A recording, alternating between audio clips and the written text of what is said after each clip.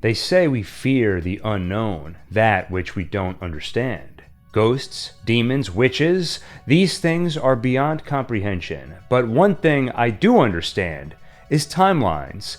So join me in purging evil by explaining the timeline of the Conjuring Universe, removing all the unknown, including the 3 mainline films and 5 spin-offs leading up to Last Rites, which is said to be the final Conjuring movie of Phase 1. Apparently, there's another phase on the way. What'll it be? According to New Line Cinema president and CCO Richard Brenner, TBD. Wait a minute, TBD? As in, at the moment, it's unknown? See, the unknown is terrifying. Last thing I'll say is spoilers ahead for every Conjuring movie except Last Rites. Anyway, that should work in our favor. Non-human entities hate spoilers. In Christian theology, demons are said to be fallen angels. By joining Lucifer in rebellion against God, they turned to the side of evil. God rejected them and stripped them of their holy power. Today, we turn our attention to one demon in particular, Valak, the Defiler, the Profane, the Marquis of Snakes. In the modern age, in the movie The Nun, when Valak haunts nuns at a monastery, he will take the form of one to mock them.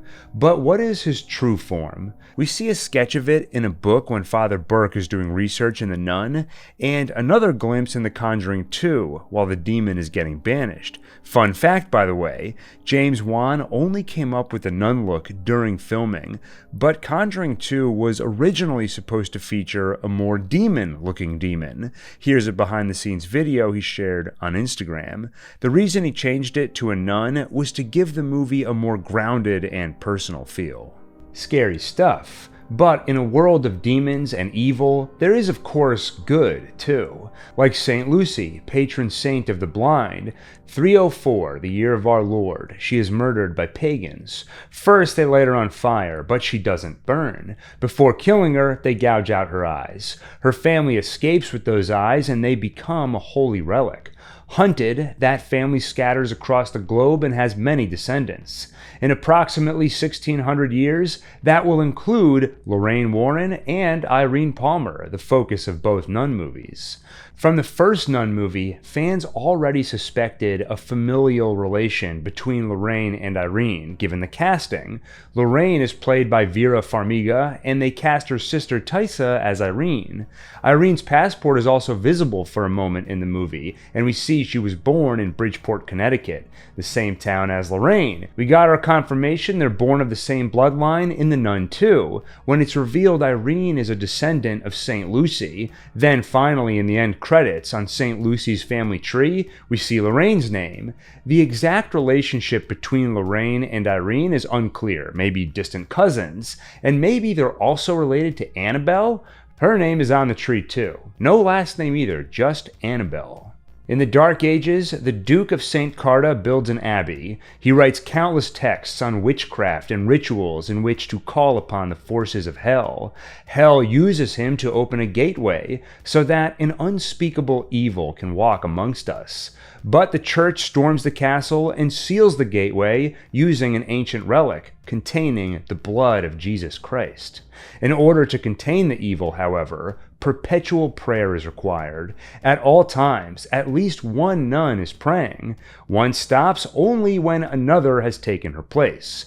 This constant vigil will continue for centuries. So far, we've talked of demons and saints. What about witches? For that, let's fast forward to 1692 Salem, where Towne Estye is accused of witchcraft and executed by hanging. This is actually a true story, and though it isn't mentioned in the movie, her name was posthumously cleared in 1711, and her husband was compensated with 20 pounds. In 1863, a man named Jedson Sherman builds a farmhouse.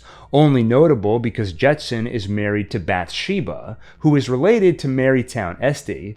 Now in real life, Mary was not a witch. Well, no, yeah, I feel confident saying that. And the movie doesn't necessarily call her one, but Bathsheba, yeah, there's no doubt there. Because when she and Jedson have a baby, just 7 days later, Jedson catches her sacrificing it in front of the fireplace. Bathsheba runs out to a tree by the dock, climbs up, proclaims her love to Satan, curses anyone who tries to take her land, and hangs herself. Her time of death is pronounced at 3:07 a.m. By the way, if you're watching this video and it happens to be 3:07 a.m. at the part where I'm talking about 3:07 a.m., I'd probably stop watching. Over the decades, Bathsheba stands by her promise. She curses anyone who tries to take her land.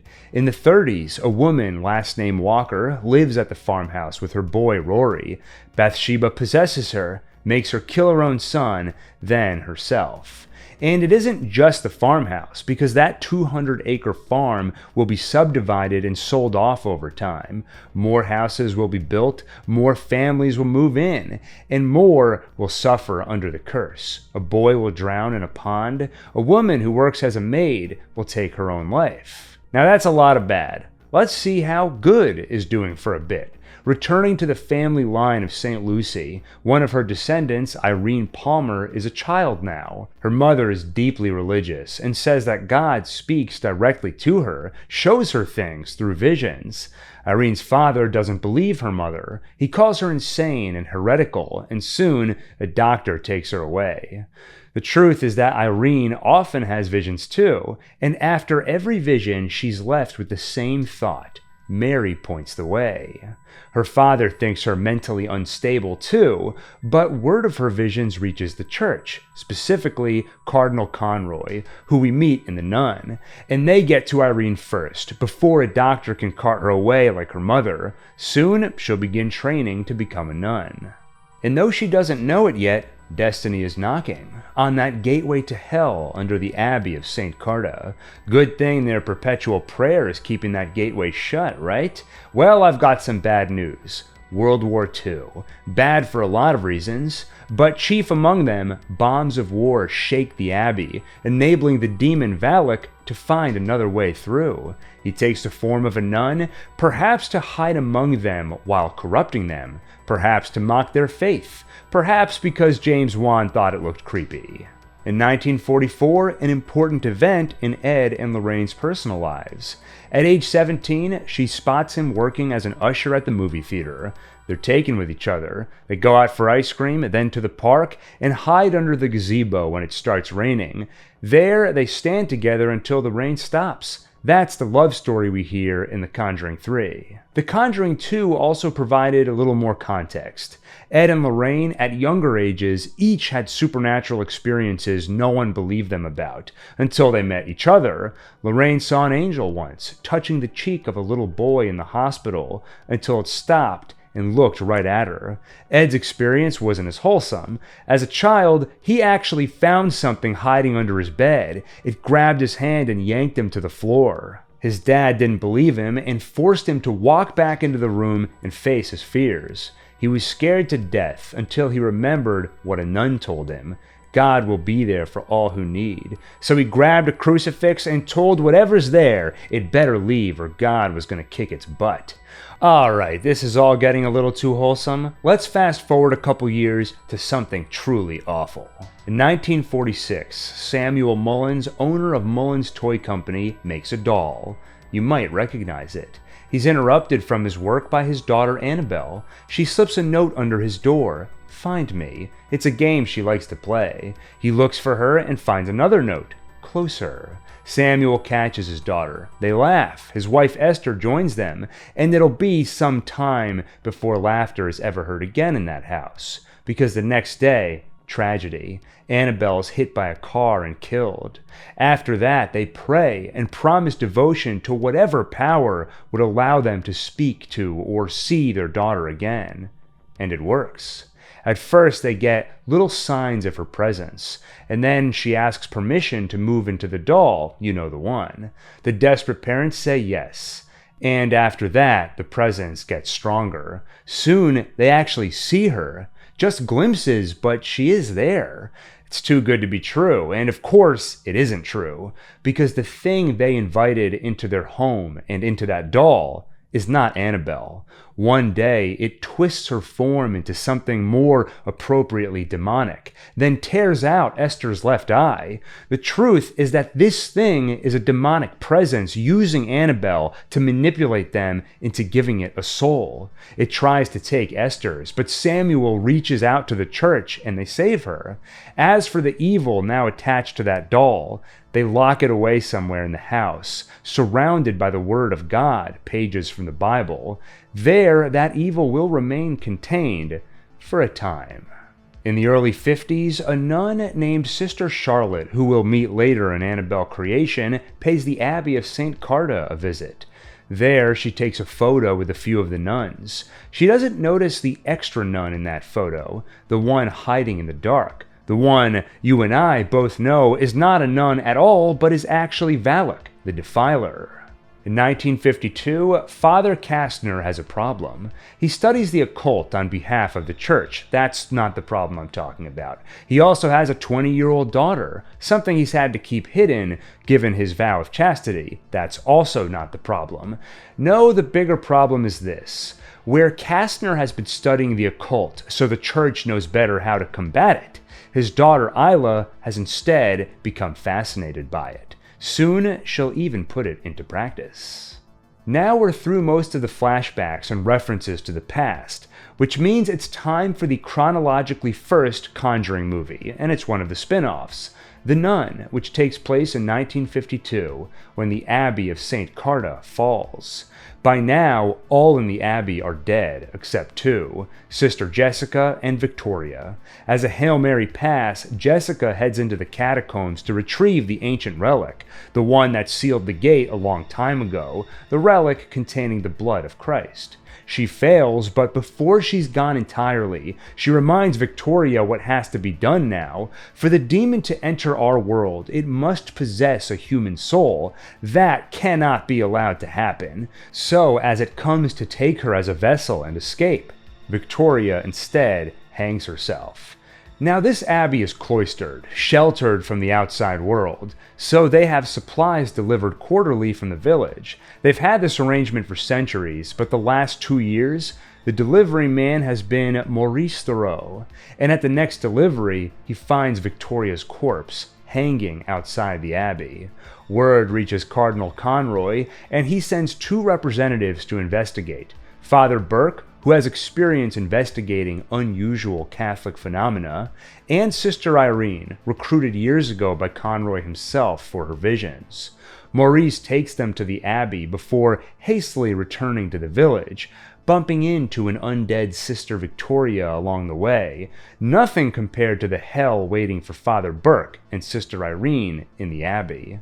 The thing to remember is that there is not one living soul in that abbey, aside from Burke and Irene, so for a majority of the movie, when they're speaking to the abbess or questioning nuns, they're either speaking to ghosts or Valak in disguise. A later movie, Annabelle Comes Home, will make the point not all ghosts are bad, and that certainly seems to be the case here, because one of those ghosts, Sister Llorona, gives Irene helpful information. She tells her the history of the abbey, and most importantly, how the gateway to hell was sealed so many years ago, using that ancient relic.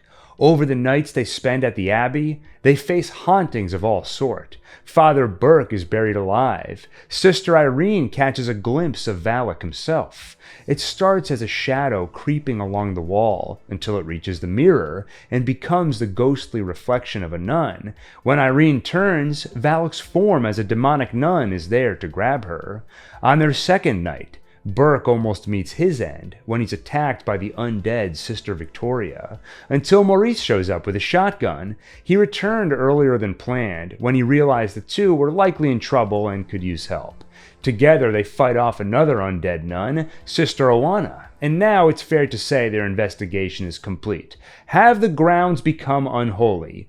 Yes, obviously.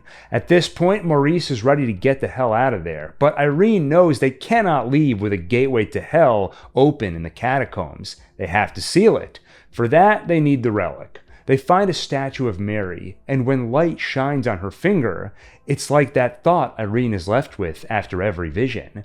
Mary points the way. The light reflects off her finger to highlight a hidden door that opens to that relic containing the blood of Christ. Holy shit.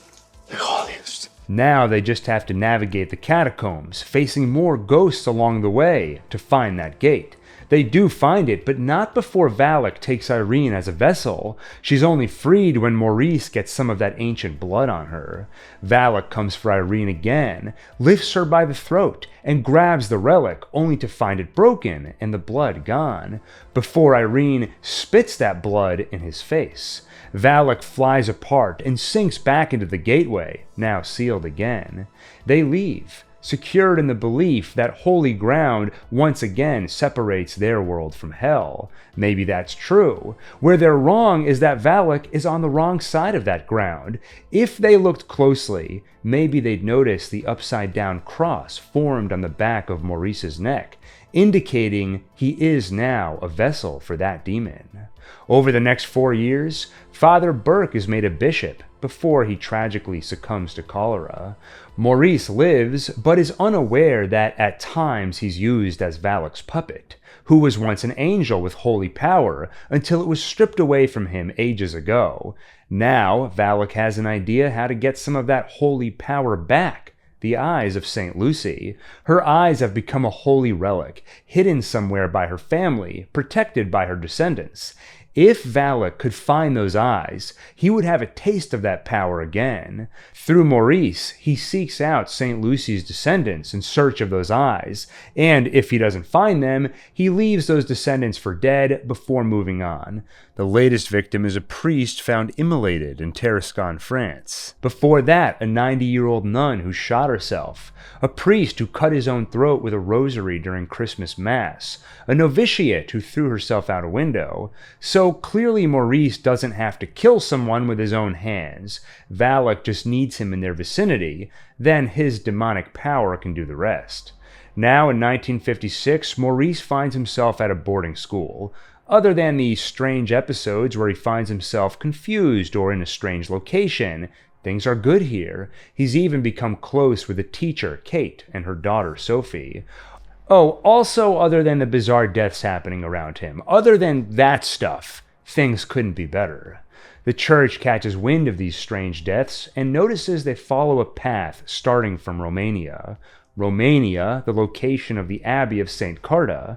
So Cardinal Conroy once again calls upon Sister Irene. She leaves to investigate, joined by Sister Deborah, who insists on coming along.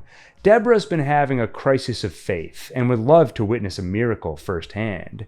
Their investigation shows the path of death has been following Maurice, and Valak makes it clear why, by manipulating a magazine stand, turning all the pages just right so they come together to form his image. And then Irene has a vision which tells her everything about the eyes of St. Lucy and how Valak is using Maurice to find them.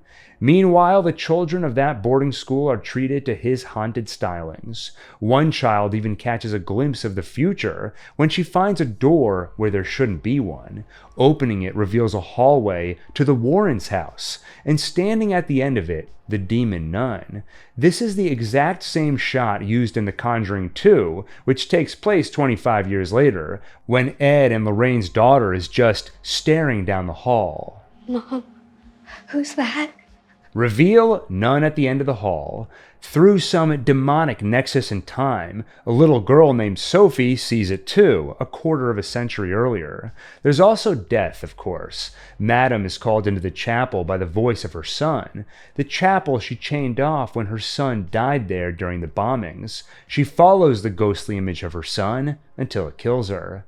Not to worry, Sister Irene is on the case. She and Deborah consult the Catholic archives. They learn the eyes were buried in a monastery, which is now a boarding school, so they head that way. to keep those eyes out of the demon's hands, and maybe even to use the power of those eyes against the demon. They reach the school just as Valak is taking full control of Maurice. They temporarily subdue him and head to the chapel, where, shining light through the eye of a goat in the stained glass window, lights a red dot on the spot where the eyes are hidden. They dig up the ancient relic while the goat from that glass disappears, turning into a real-life monster goat that attacks other girls in the dorm. Just one of many tricks the demon pulls to try and win the night.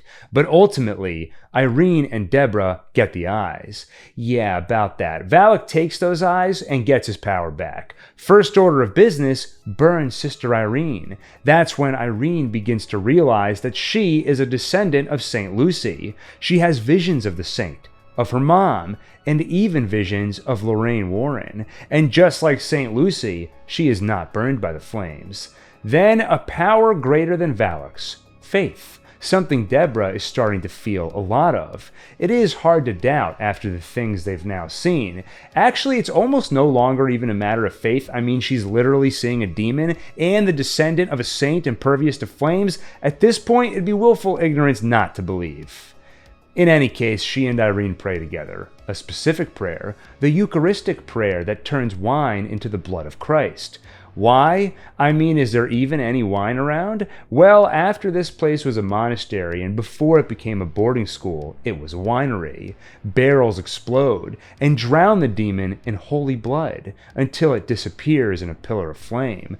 Well, glad that's over with. Except actually this movie's ending is the same as the first movie. Valak is seemingly defeated, but in reality, Maurice is still a vessel for the demon. He might go into hibernation for a while, but picture this like the end of a James Bond or Marvel movie.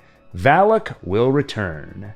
If you're curious about that brief Lorraine cameo, I just see it as both a way of hinting at their familial connection and of showing how Irene draws strength from her bloodline. She draws strength from her mother and her ancestors going all the way back to St. Lucy, and even from her living relatives, like Lorraine. They all draw from that well of power. 2 years later, another evil is freed from its containment. Since 1946, Annabelle has been locked in a room surrounded by the Word of God. All that changes when her creators, Samuel and Esther Mullins, open their home to a group of orphan girls as penance. The girls are watched over by Sister Charlotte, who has had a brush with evil before, though she doesn't know it. At one point in the movie, Samuel looks at the photo of her from the abbey at St. Carta and notices that nun in the darkness. But now is not the time to worry about an old picture of a demon, because there's one in the house with them right now, attached to that doll.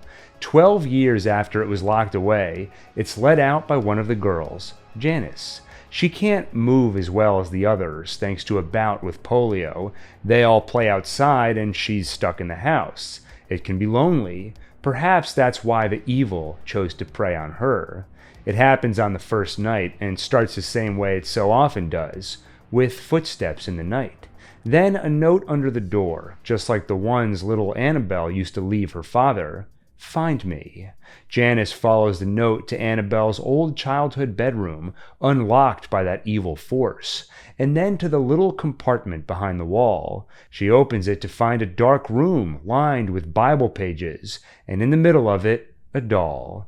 Just like that, the demon is out of the bottle. Which demon specifically? Little is revealed in the movies about the true demon behind Annabelle, unlike Valak. But in the movie Annabelle, which we'll get to later, the main character finds info about the demon in a book. If we look closely, the name is revealed, Malthus. But I'll probably just stick to the demon's chosen form and say Annabelle. I'm worried it's like Beetlejuice, where if I say Malthus 3 times it'll appear. And that's 2. Okay, better be careful from here on out. No more saying With the demon free, the horrors begin. The doll appears in places around the house when no one put it there. Or at night, the demon frightens 2 girls by appearing as a twisted form of Mrs. Mullins.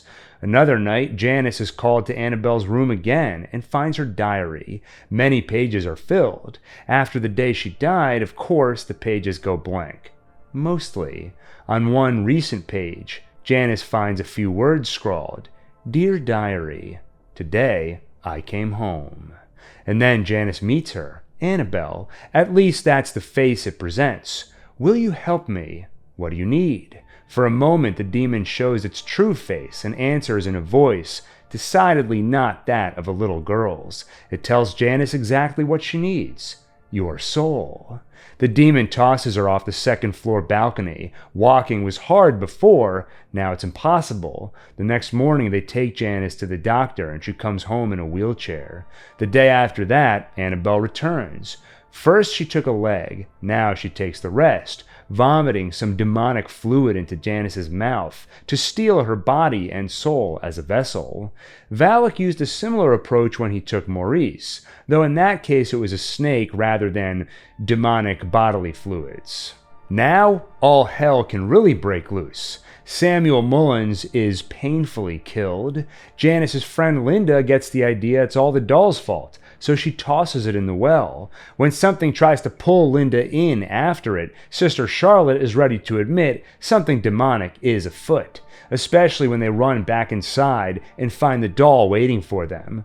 Finally, Esther Mullins admits to Charlotte everything about their daughter and how they prayed to have her back, the evil which attached itself to the doll. All of it. After that, it's chaos. Janice is out of her wheelchair and wielding a knife. The kids find Esther torn in half and nailed to a wall. The scarecrow by the barn comes to life before a demon crawls out of it and floats upside down. Linda is attacked by Esther's reanimated upper half. The madness only stops when Sister Charlotte gets a crucifix around Janice's neck and locks her in that little room, surrounded by the Word of God. When the cops arrive, they open that room. They find a doll and a hole in the wall where Janice must have escaped. Soon, Janice is adopted by the Higgins family, though she now goes by a new name, Annabelle. And when they first meet Annabelle, the Higgins bring her a gift, a doll. It's a Raggedy Ann doll, by the way, which is a reference to the real story of Annabelle, where it was a Raggedy Ann doll said to be haunted. I assume they changed it for the movies to minimize licensing requirements, but honestly, more than that, the design they came up with, I think, is way creepier. With all this evil out there, someone has to combat it. Enter the Warrens, consultants of demonology and witchcraft. In the 1960s, Ed and Lorraine Warren become known as the world's most renowned paranormal investigators. Lorraine lives up to her bloodline as a gifted clairvoyant, and Ed becomes the only non-ordained demonologist recognized by the Catholic Church. They take thousands of cases. We'll examine some, the most notorious among them, but first, let's check back in with Annabelle, 12 years after Janice's adoption by the Higgins. In 1968, she runs away from home and joins up with a cult, the Disciples of the Ram. A couple years later, in 1970, she'll return to that home, but first, let's talk about the Higgins neighbors, John and Mia Form.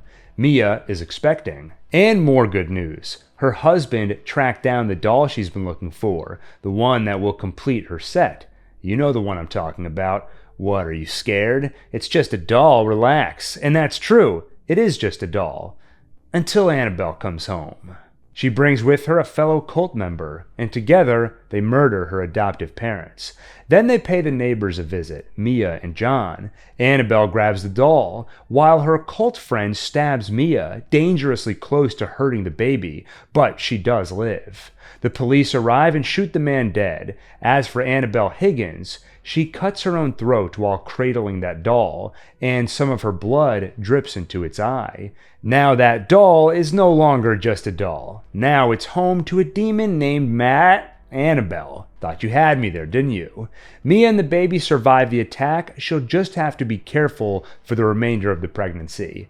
Yeah, about that. Annabelle's got other plans. Like always, it starts small. Noises in the night. A doll left one place, then found in another. A doll that rocks a rocking chair of its own accord. A doll that John tosses in the trash. Done and done. Glad that's taken care of. Then just some final closure. The police tell John and Mia what happened. How Annabelle joined a satanic cult and did something crazy. That's what crazy Satanists do. Nothing more to it than that. And so ends the tale of Annabelle. What? Hey, I said done and done. What else do you want? All right, fine. But don't come crying to me when you have nightmares, especially those of you who listen to this stuff to help you sleep. Yeah, I see you in the comments. John leaves for a conference, and while Mia is home alone, Annabelle turns the stove all the way up and sets the kitchen on fire. Mia falls and tries to crawl away, but an invisible force pulls her back until the neighbors show up to help. John rushes to find her at the hospital, where, good news, the baby has already been delivered, and Leah is a healthy girl. So the stage is set. Leah the baby versus Annabelle the porcelain doll. Who's gonna come out on top? Except, damn it, Mia insists they move out of that accursed house, so fight night will have to wait. At the new apartment, they unpack the boxes, and surprise of surprises, the doll is there. Didn't John throw that out? Nah, he must just be misremembering. Just put it back on the shelf. I mean, look at that face. Who could resist having that in their house and looking at it every day, right? I was being sarcastic, you weirdos. Mia goes for a stroll one day and meets Evelyn, the bookstore owner, who will come in handy later. Returning home, she finds Annabelle has left her some crayon drawings of Mia, her baby, a truck running over her baby, and the hauntings continue, culminating in the worst one. Let me tell you something, a word of advice. If you're ever in a haunting situation, the last thing you should ever do is go to the damn basement. And yeah, that's where Mia goes, I guess to drop something off in storage in that dark apartment building basement.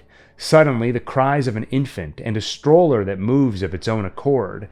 That's hard to ignore, so Mia slowly approaches that stroller, only to find another sight taunting her, mocking her protectiveness over Leah. In the stroller, she finds blood, and then long, inhuman fingers grab her arm. She sees it. Not a demon wearing the face of a child or some other deception. No, she sees the demon itself, and she runs. When the elevator fails, she runs instead to the stairs, and it chases after her. Here, I'll ask my editor to go frame by frame, so you can catch a real glimpse of the demon when Mia points her flashlight at it. Returning to the bookstore, Mia's face makes it obvious she needs help, and Evelyn offers some. She knows about stuff like this. She tells Mia that she is not dealing with a ghost. Cults are usually trying to summon something that's never walked the earth in human form, something demonic. For that, they need a soul. That's what this thing is after. Back home, Annabelle cranks up the intensity. It locks Mia out of the room while dropping books near poor Leah. The doll floats into the air. No, not floats. Something lifts it. The demon is back, clutching that doll. Finally, Mia and John call their priest over, and he offers more answers. A demon cannot simply take a soul. One must be offered. Why would anyone do that? Through manipulation. Mia will find out about that herself soon enough. Anyway, the priest has heard about a married couple the church works with who deal with this type of thing. They're back east, but maybe he can make a call. They aren't named, but that is the Warrens he's talking about. In the meantime, he takes the doll himself. Before he can get it into the church, he's treated to the sight of an undead Annabelle before he's flung to the ground and hurt badly. Annabelle then grabs the doll to bring it back where it belongs, to the home of Mia, John, and Leah Form. The following night, while John is working at the hospital, Mia is home with Evelyn and the baby. That's when the demon comes with a final bargain. It takes Leah. Mia begs for her baby back. What does the demon want? She can find the answer above her, scrawled in crayon. Her soul. Or an alternative on the window, your soul. That's the answer. Just as Father Perez said, a soul must be given willingly. That's what she'll do. But before Mia can jump out the window, John is there to stop her. Then Evelyn takes her place. She had a daughter too once, until Evelyn fell asleep at the wheel. She woke up 3 weeks later. Ruby didn't. So Evelyn decided to take her own life until she heard Rose's voice telling her it wasn't her time. God had another purpose for her. Evelyn figures this is it. She leaps from the window. She doesn't wake up. Leah does. 6 months later, the family is doing well. Father Perez asks about the doll. There's been no sign of it. Mia assumed the police took it, but they have no record of it.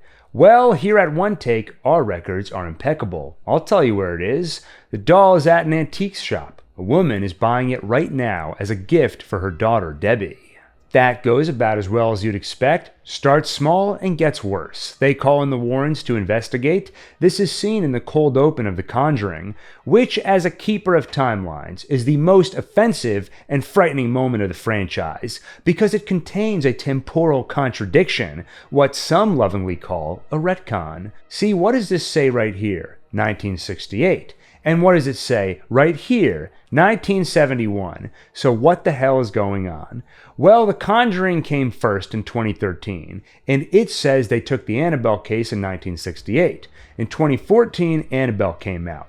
That movie starts with the Warrens taking the Annabelle case, then it says 1 year ago, meaning we should assume Annabelle takes place in 1967, but the movie clearly takes place in 1970. Look at the date on the newspaper about Annabelle and her cult friend's attack. October 3rd, 1970. That means Annabelle takes place in 1970, and it's 1 year before the Warrens take the case. That would mean they don't take the case in 68, they take it in 71. The rest of The Conjuring unambiguously takes place in 1971. So rather than showing the Annabelle case, then leaping ahead 3 years, the opening scene and the rest of the film all take place in 71. And it throws everything off, because a lot of other timeline placements are based off of X or Y years ago. So resolving this shifts the entire timeline forward or back 3 years. So which is it? The tiebreaker for me is WB themselves. They explicitly say Annabelle takes place in 1970 and Conjuring in 71. In fact, they provide dates on all the movies. Now, WB, can you please George Lucas this movie and fix the date? Thank you.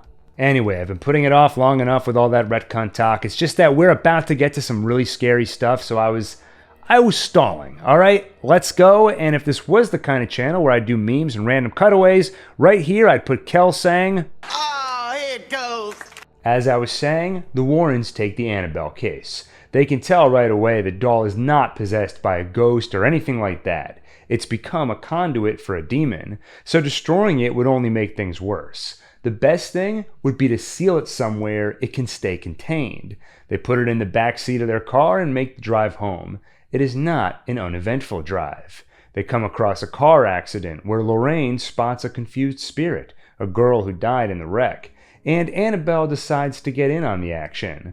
The car stalls, conveniently, by the cemetery. I feel cold. The girl from the accident is there in the back seat. Lorraine tries to explain. You were just in an accident. But she's just one of the dead. While Ed is outside checking on the car, he's surrounded by them. Spirits from the cemetery, drawn by the doll like a beacon. They shove Ed into the path of an oncoming truck, which he just narrowly avoids. They bring the doll back to their home. Father Gordon blesses it. Then they place it in a chapel glass, a holy barrier of protection, one of many in their collection of items, all either haunted, cursed, or has been used in some kind of ritualistic practice.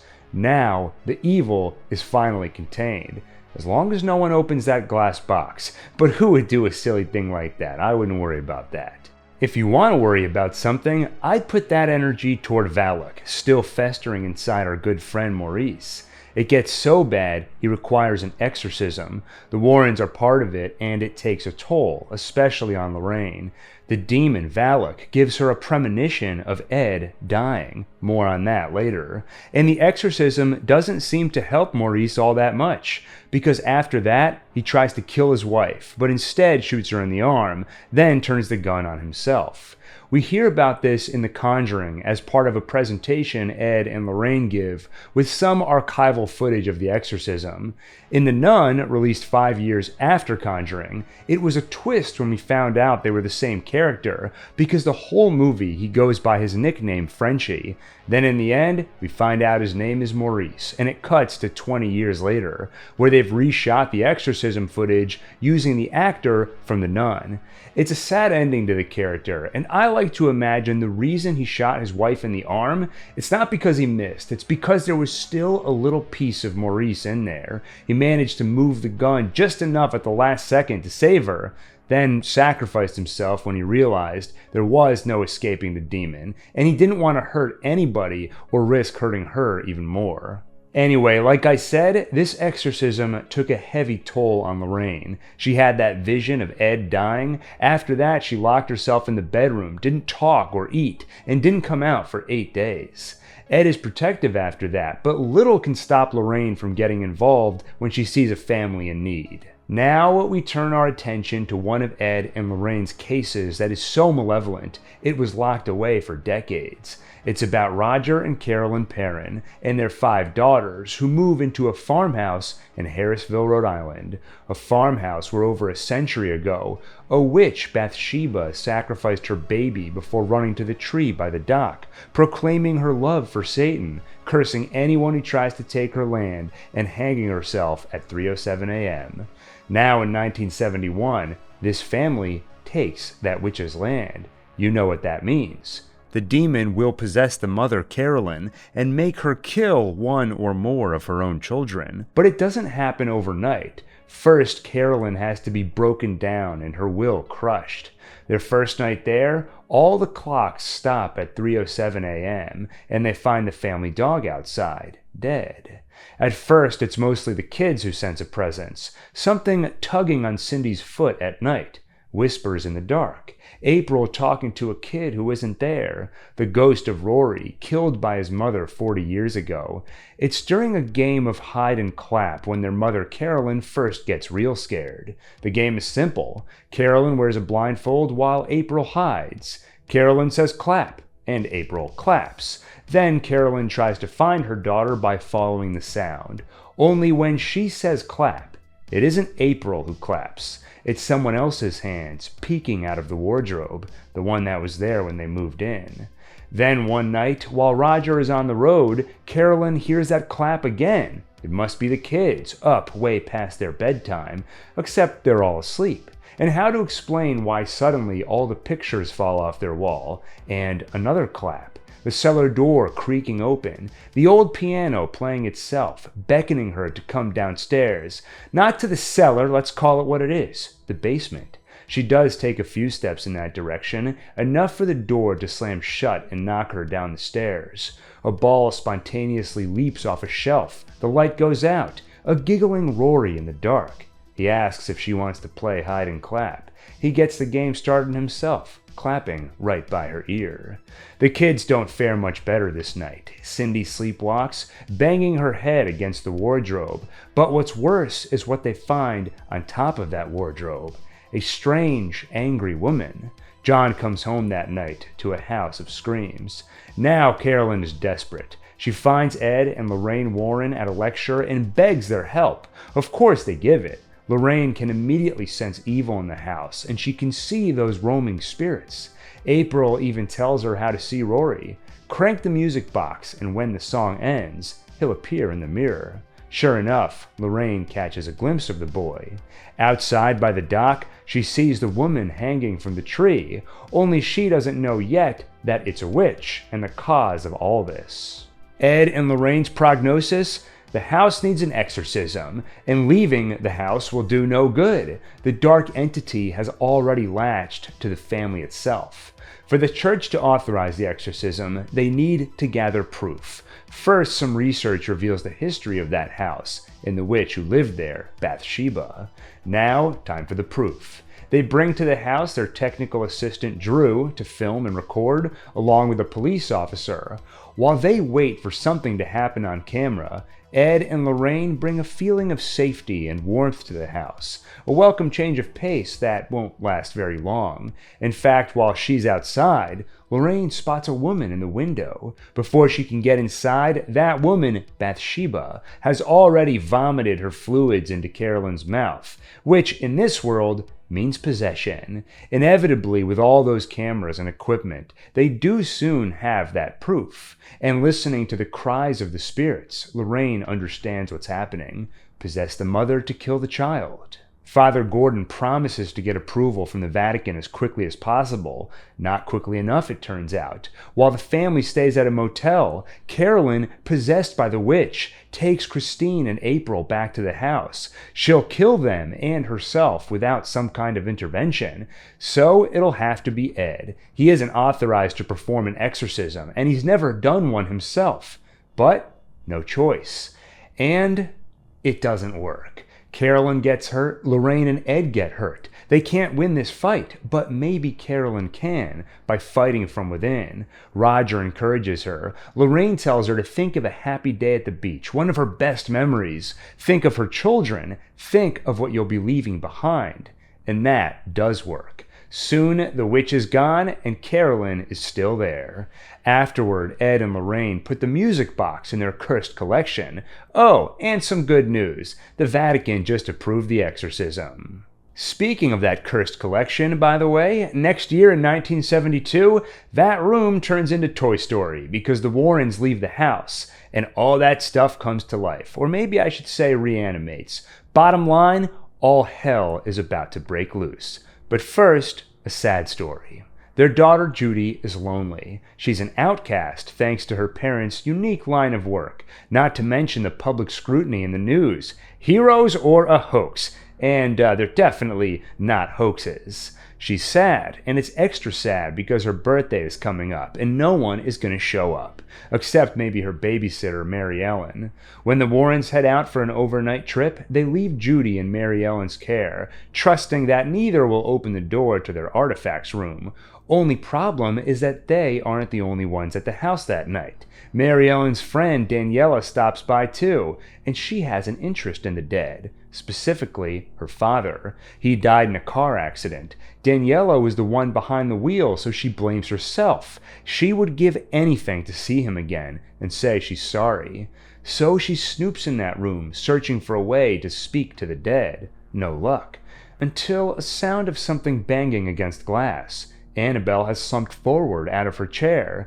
Daniela opens the glass to put her back in place, and right there, that's the moment. That's enough to let the demon out. And like it was a beacon for spirits at the cemetery, now it's a beacon for all the accursed things in that room. Their first brush with evil comes when the doorbell rings, and Mary Ellen finds a little girl asking if Annabelle is there. It seems the demon is back to wearing an old face, Annabelle Mullins, who died in '46. Next is when Daniela spots him in the window, her dad. Upstairs, Judy finds Annabelle in the rocking chair and a note. Miss me? Then a murdering bride courtesy of a wedding dress that makes its wearer kill. Just one of the items in the Warrens' collection that'll haunt them before Judy's parents return. Judy is especially sensitive because she already sees ghosts, just like her mom. Mary Ellen consoles her. Ghosts used to be people, and not every person you meet is bad, so maybe not all ghosts are bad either. The movie does something fun here, where the characters snoop through the Warrens' files and read about many of their cases, and it acts as a way to preview the horrors ahead. The Hellhound, the ferryman who you pay to take your soul to the underworld. That's why people would put coins over the eyes of the dead. You can bet the movie will show you a Hellhound later and a lot of dead people with coins over their eyes. And of course, a doll that keeps showing up in strange places, anywhere but in the case she belongs in. When it's dark out, that's when things get really bad. That's when Daniela ends up in the artifacts room alone, with a demon wearing her father's face, happy to tell her it was all her fault. That's when Bob, Mary Ellen's crush, is forced to hide in the chicken coop from the Hellhound, and when the house receives many coin-wearing undead visitors. Maybe the freakiest thing is the TV in that artifacts room, tuned to show what will happen a few seconds into the future. It's a constant stream previewing horrors only moments away. Or when Annabelle times her transformation with a spinning color wheel, growing taller, and finally taking her demonic form. At first only in silhouette, then jump scare. Editor, please frame by frame that so we can really soak in the demonic. My favorite part, when Daniela admits what she did. I just wanted to talk to him again, tell him I'm sorry. What did you do? I let her out. What else did you touch down here? everything.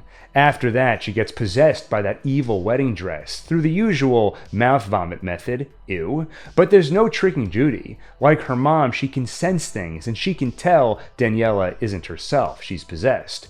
In the end, a lot of scary stuff happens, including another look at the demon itself trying to take a soul. But they manage to find Annabelle with help from a ghost after remembering not all ghosts are bad, and stuffing the doll back in the chapel glass. Like that, it's all over. The ghosts and demons are at bay, and Daniela is back to her old self.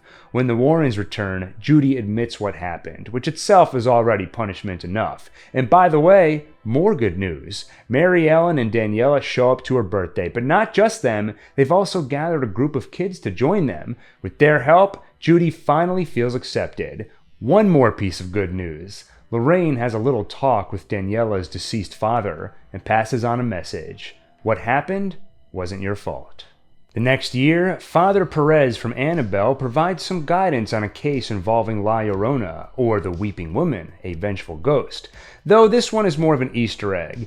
In The Curse of La Llorona, the same actor reprises his role from Annabelle as Father Perez, mentions his experience with the doll, and the movie even includes a brief flashback. But Michael Chaves, director of the movie, has himself said it is not an official entry in the Conjuring franchise. Just a fun wink. But after directing this movie, he did get to direct a few Conjuring movies. The third mainline movie, The Devil Made Me Do It, The Nun 2, and the upcoming Last Rites. Anyway, whether you want to call it canon or not, it doesn't impact the overall Conjuring-verse timeline, so let's move on to 1976. When the Warrens take a famous case you might have heard of, Amityville. 2 months after the Lutz family flee the haunted house, the Warrens are brought in by the church to confirm their reports. The details here are unimportant for the Conjuring story, just that while they perform a seance for Lorraine to visit the spirit world and investigate the case, Valak pays her another visit. 5 years ago, during Maurice's exorcism, Valak showed her a vision of Ed dying. Now he does it again, showing Lorraine the gruesome sight of Ed impaled. To be clear, this does not necessarily imply Valak was behind Amityville. The way I see it, Valak began haunting the Warrens a few years ago, but it can only mess with them so viciously when they're vulnerable, when they're peeking behind the curtain that separates the natural world from the super or unnatural, during an exorcism or seance, for instance. So at Amityville, Valak is simply taking advantage of the opportunity.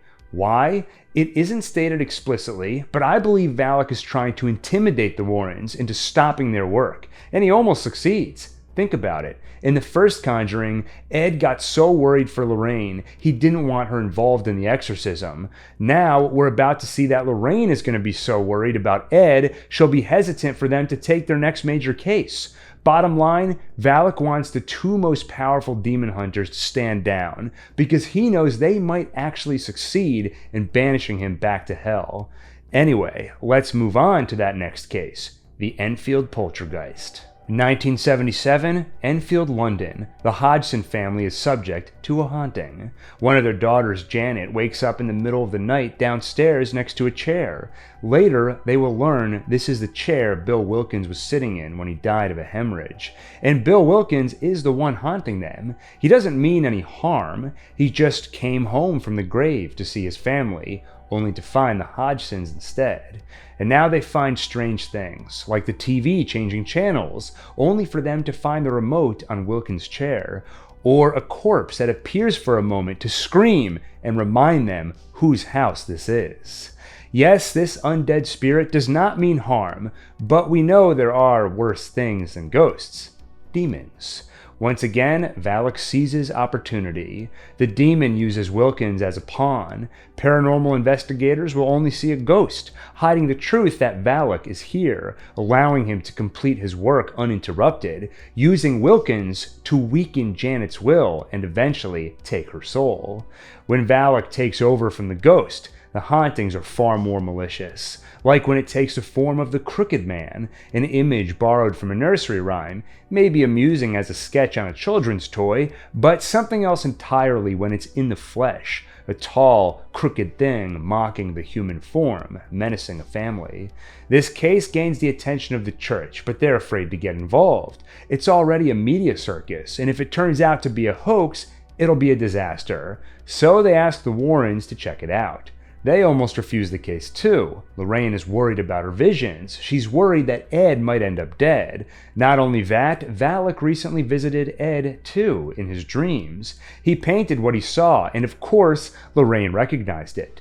And she recognized it when her daughter spotted it at the end of the hallway, the same moment witnessed by that child at the boarding school 21 years ago.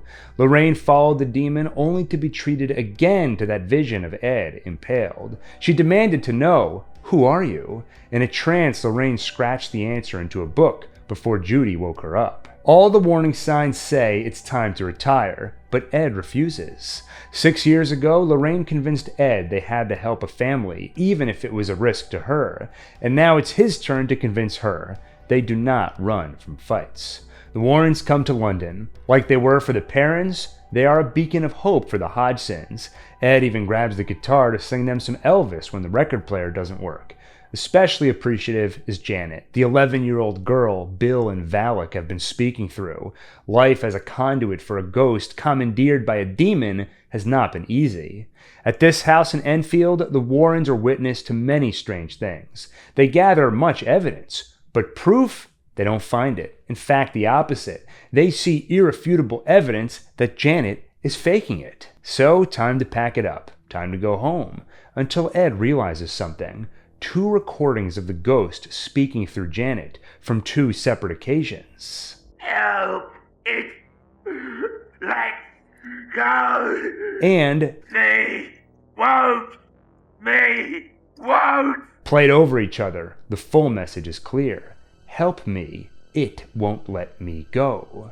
The realization pulls Lorraine into a vision where she speaks to Bill Wilkins and learns the truth. That he is merely a pawn, a spirit who came home only to fall into a demon's grasp. Janet is a pawn too. The demon told her to make the investigators leave or he'd kill her family. So she faked a haunting in a way to ensure it'd be caught on camera, to make the whole thing look like a hoax. With them gone, Valak can finish with Janet and take her soul. But Wilkins manages to give Lorraine a clue on how to stop the demon. He can't say it outright, the demon would never allow it, but he can provide a riddle. I'm given and I'm taken. I was there at your first breath. You didn't ask for me, but I'll follow you till death. The answer? Your name. Knowing the demon's name gives you power over it and you can cast it out. But what is its name? Valak. His name is Valak. But Ed and Lorraine don't know that. But didn't they know the name back in the Nun movies? Why didn't they use it back then? Valak's name was written in the book Father Burke found in the grave Valak buried him in.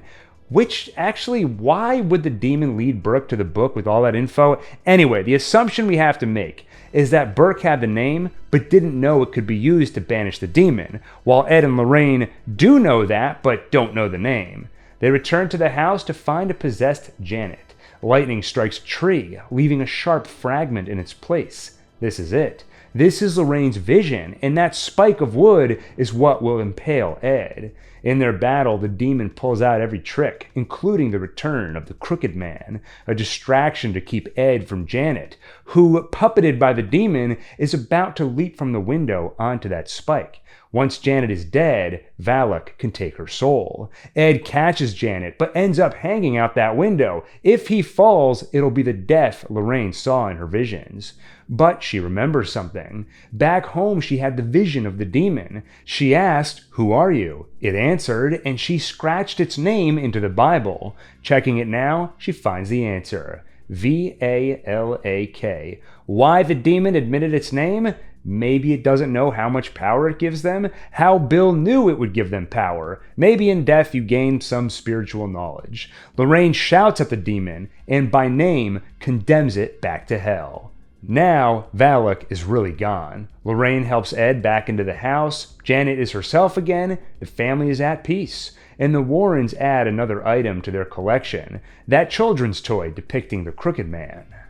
In 1981, Father Kastner's daughter Isla puts into practice her studies of the occult. For some unknown demonic ends, she enacts a curse requiring the sacrifice of 3 individuals in a specific manner. Each must be put under a spell to kill someone else, followed by themselves. Why? As Father Kastner will say, the why is irrelevant. The why is counter to everything that the Satanist stands for. His sole aim is chaos, his nectar, despair. Her first victim is Jessica Strong. Using a satanic totem, Isla curses Jessica, forcing her to kill her friend Katie before throwing herself off a nearby cliff into a watery grave. The next victim is the 8-year-old David Glatzel. When the boy acts strangely, it's identified as demonic possession, and that's how the curse works, temporarily moving in a demon to get you to do the killing. Ed and Lorraine are brought in to document his exorcism, and things go wrong. David's older sister Debbie has her boyfriend Arnie Johnson there. Watching the boy's torture is too much, so Arnie begs the demon to take him instead. It works. David is freed of the curse, and it takes Arnie instead. A complication. Ed is the only one who saw what Arnie did, but Ed can't tell anyone because he's had a heart attack during the exorcism, while he's unconscious. The exorcism looks like a success to everyone because David is all better. No one but Ed knows that whatever was in David is now festering inside Arnie. By the time Ed wakes up and warns Lorraine that Arnie isn't safe, they're too late. Arnie stabs his landlord 22 times. The cops find him covered in blood, and with the Warrens' help, Arnie Johnson's case becomes the first American murder trial where the defense pleads not guilty by reason of demonic possession. All Ed and Lorraine have to do now is prove it, and that'll be tough because the way the curse works is by temporarily moving in a demon. By now, it's already left Arnie, so there's no longer any signs of possession. In fact, when Ed and Lorraine expose Arnie to religious objects, it provokes no reaction. He can even read from the Bible. That alone seals it. There is no demonic presence here. They can only assume he was possessed, but the demon has since left him, making it that much harder to prove his case. But at the house, they discover the witch's totem. Their first clue that someone did this intentionally. Someone cursed David, and that curse was transferred to Arnie. The Warrens have seen something like this before. The curse summons a demon. The demon makes the possessed kill, and then it departs. That's why the demon is now gone. For answers, Father Gordon suggests they speak with Father Kastner. About a decade ago, he helped expose the Disciples of Ram cult, so he has experience in this field. That cult, by the way, should sound familiar. It's the one Annabelle Higgins joined in '68 before murdering her parents 2 years later. Kastner tells them about Satanists, how dangerous they can be. He doesn't tell them about his daughter, a daughter who is casting another curse now. She isn't finished with Arnie yet. She still needs him to take his own life before completing the ritual with a third victim, a third murder-suicide. For now, Arnie manages to stave off the voice in his head telling him to die. He does survive the night. And the next day, the Warrens find out about a similar case where a totem was found. The case we discussed earlier where Jessica killed her friend. Jessica's body was never found. Then again, they never asked a clairvoyant before. Lorraine goes looking, and before long, they're fishing a body out of the water. Now what? If Lorraine could get her hands on that body, if the connection with that witch is still there, maybe she could sense where that witch is. They break into the funeral home, and Lorraine touches the body. The connection is there. She sees the witch at an altar, casting another curse on Arnie, trying again to make him end his own life. Lorraine stops it at the cost of giving herself away. Now the witch sees her too, and the witch fights back. While Lorraine is in a trance, another body in the home reanimates to attack Ed, until Ed makes it to Lorraine and gets her to break the connection. Back home, they go over all the clues they've gathered so far with their assistant, but a bigger problem. Remember the deal with this ritual. Isla needs to curse 3 people. She already got Jessica. Arnie is in progress, but that doesn't mean she has to wait for number 3, and actually, she hasn't. She's already snuck a totem into the Warrens' home and cursed Ed. It makes him see things, specifically the reanimated corpse there to attack him again. Ed fights back only to find out he's attacking his own wife. They manage to snap him out of it and find the totem. She was in their house. They have to put a stop to this. The next day, they split up. Drew found a book on witchcraft detailing the curse, but can't translate all of it. So Lorraine will take it to Father Kastner for help. Meanwhile, Ed and Drew will go through Jessica's case file. Looking at the victims' locations helps them narrow things down, and Lorraine mentioned in her vision of the witch she heard a train and water. That narrows it down further. The freight line that crosses the river by Kastner's house, where Lorraine is heading right now. Ed and Drew rush over. Meanwhile, at the house, Kastner finally admits the truth, how the witch is his own daughter, and yes, there are tunnels under this land. She would explore them as a child. That's where her altar must be. And if they destroy the altar, that will destroy the curse. Lorraine heads into the tunnels while Isla visits her own father, and for all that yapping, she cuts his throat. Next, she comes for Lorraine, but soon Ed is there too. Isla gets back to her altar and curses Arnie again. The prison priest watches over him and does the best he can against it. And Isla curses Ed, sending him into another violent rage against Lorraine, until she reminds him, that witch thinks our love is our weakness, but it's not. It's our strength. Ed snaps back, breaks the altar, and ends her curse. Arnie is freed. As for Isla, once you start that ritual, the demon demands it be completed. She cannot offer Arnie's soul or Ed's because she failed to retrieve them. So instead, the demon claims hers. Arnie is freed of the demon, but how about that trial? On November 24th, 1981, Arnie Johnson is convicted on the charge of manslaughter, but let go after 5 years for good behavior, which is true to what happened in the real world. The part that's not true, at least in regard to the trial, is that they did try to argue demonic possession, but the judge didn't actually allow it. Instead, they ended up trying to argue self-defense. And finally, Ed builds Lorraine a gazebo, just like the one they stood under in the rain when they fell in love over 30 years ago. But The Conjuring Last Rites is just around the corner. I know almost nothing about it, and I want to keep it that way because I like going into movies blind, especially for horror movies, because as you know, the unknown, the unspoiled, that's where fear lives. With that, have a good night, get some sleep if you can, and see you on the next One Take.